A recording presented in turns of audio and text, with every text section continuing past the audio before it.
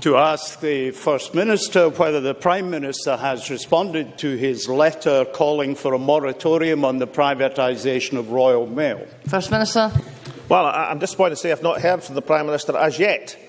But it is absolutely clear the people of Scotland resoundingly don't want this misguided privatisation and should confirm the moratorium as soon as possible. Stewart Stevenson. Surprising, First Minister.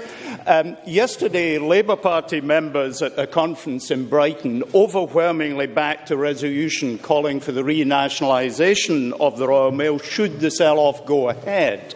Will the First Minister urge Mr Miliband to now back the position of the Scottish Government by publicly endorsing the views of his party, which could render the privatisation of Royal Mail infeasible? First Minister.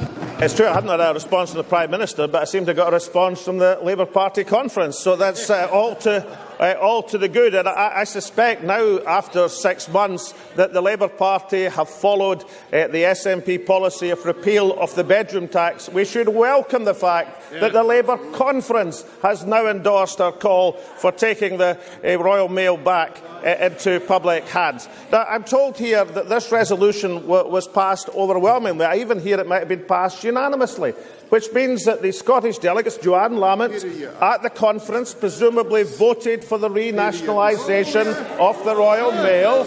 Well, I don't know what you're pointing at. I mean, I'm just saying that if it was passed nearly unanimously, I'm assuming that Joanne Lamont was there speaking for the majority wishes of the unions and Labour Party members, which makes it all the more strange the attacks I've had from MSPs following First Minister's questions last week. So what is it?